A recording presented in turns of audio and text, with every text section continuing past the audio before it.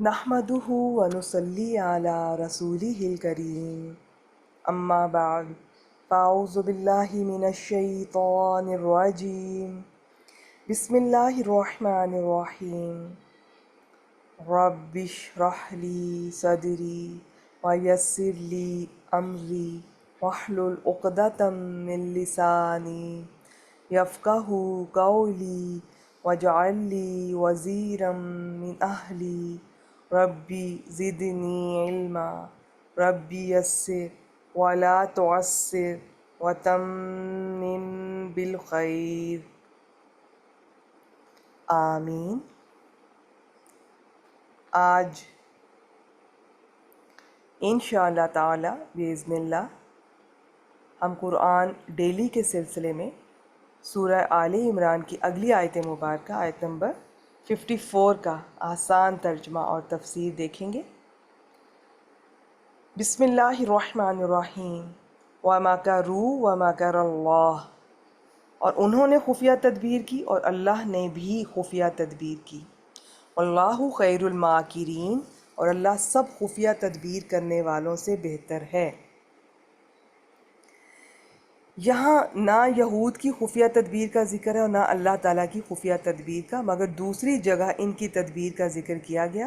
انہوں نے آپ علیہ السلام کو قتل کرنے کا ارادہ کر لیا تھا، سورۃ النساء آیت نمبر 157، اور ان کے یہ کہنے کی وجہ سے کہ بلا شبہ ہم نے ہی مسیح عیسیٰ ابن مریم کو قتل کیا جو اللہ کا رسول تھا۔ یہ میں نے آپ سے ترجمہ شیئر کیا۔ اور اللہ کی خفیہ تدبیر کا ذکر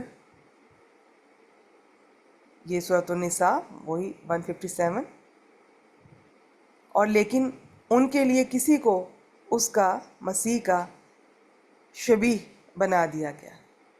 وہ عیسیٰ علیہ السلام کی شبیہ کو سولی دے کر سمجھ بیٹھے کہ ہم نے مسیح کو قتل کر دیا۔ یہ انشاءاللہ تعالیٰ جب ہم سورۃ النساء میں پہنچیں گے 157 وہاں پر اسے تفصیل سے دیکھیں گے۔ مختصر یہ عیسیٰ علیہ السلام کے زمانے میں شام کا علاقہ رومیوں کے انڈر تھا۔ یہاں ان کا جو حکمران مقرر تھا وہ کافر تھا۔ یہودیوں نے عیسیٰ علیہ السلام کے خلاف اس حکمران کے کان بھرے کہ یہ نعوذ باللہ بے باپ کے اور فسادی ہیں وغیرہ وغیرہ۔ حکمران نے ان کے مطالبے پہ عیسیٰ علیہ السلام کو سولی دینے کا فیصلہ کر لیا، لیکن اللہ تعالیٰ نے عیسیٰ علیہ السلام کی حفاظت کی، انہیں آسمان پر اٹھا لیا اور ان کی جگہ ان کی ہم شکل ایک آدمی کو سولی دے دی۔ مکر عربی زبان میں لطیف اور خفیہ تدبیر کو کہتے ہیں۔ اس معنی میں یہ اللہ تعالیٰ خیر الماکرین کہا گیا، گویا یہ مکر برا بھی ہو سکتا ہے اگر غلط مقصد کے لیے ہو، اور خیر یعنی اچھا بھی ہو سکتا ہے اگر اچھے مقصد کے لیے ہو۔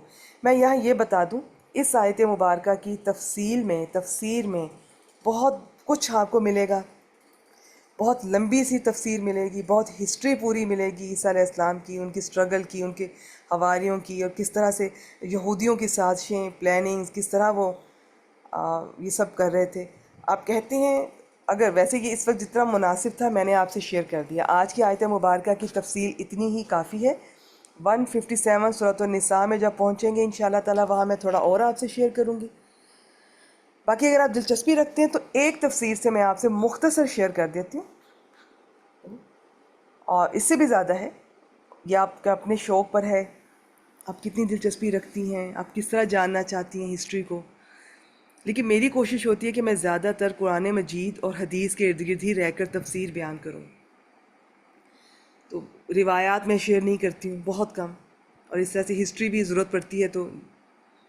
اب یہود کے علماء، یہ میں ایک تفسیر سے آپ سے شیئر کر رہی ہوں، یہود کے علماء حضرت مسیح علیہ السلام کے خلاف مختلف چالیں چل رہے تھے کہ کسی طرح یہ قانون کی گرفت میں آ جائیں اور ان کا کام تمام کر دیا جائے۔ ان لوگوں نے ان کو مرتد اور واجب القتل قرار دے دیا تھا، لیکن ملک پر رومیوں کا ان کی حکومت تھی، وہ رومی تھا، رومی گورنر، اس کے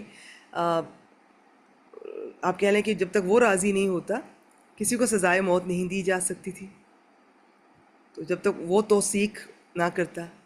تو ملک کا بادشاہ اگرچہ ایک یہودی تھا لیکن اس کی حیثیت کوئی خاص نہیں تھی، تو یہ جو سارا ملک تھا یہ اصل میں رومیوں کے انڈر تھا، اب یوں سمجھ لیں۔ تو وہ رومی گورنر جو جب تک وہ نہ کہتا تو یہ جو یہودی علماء ہیں یہ اپنا یہ کام کروا نہیں سکتے تھے جو یہ ان کی برے ارادے تھے.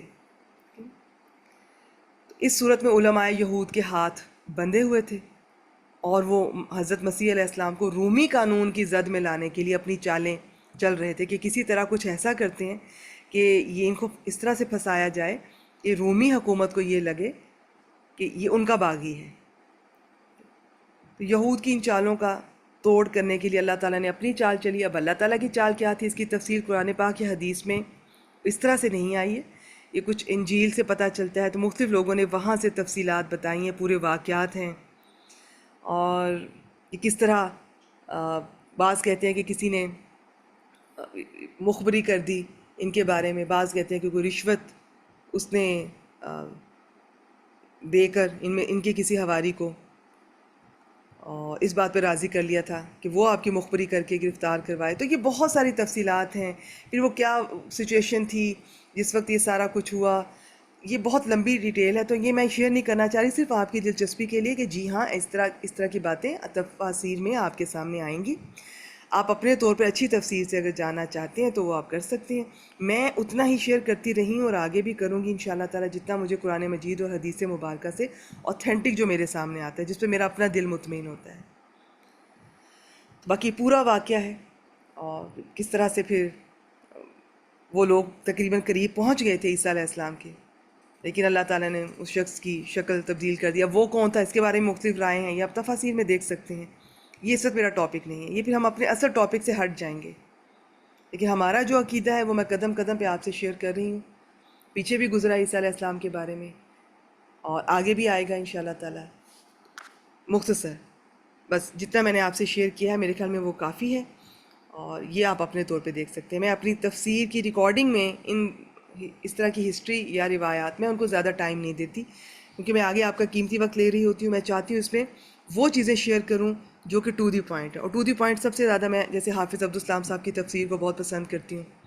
ٹو دی پوائنٹ اوتھینٹک ہوتی ہے. وہ میں نے سب سے پہلے اس آیت مبارکہ کی وہیں سے شیئر کی تھی آپ سے، کہ یہاں انہوں نے بات یہاں سے شروع کی. یہاں نہ تو یہود کی خفیہ تدبیر کا ذکر ہے، نہ اللہ تعالیٰ کی خفیہ تدبیر کا، مگر قرآن مجید میں دوسری جگہوں پر ہے.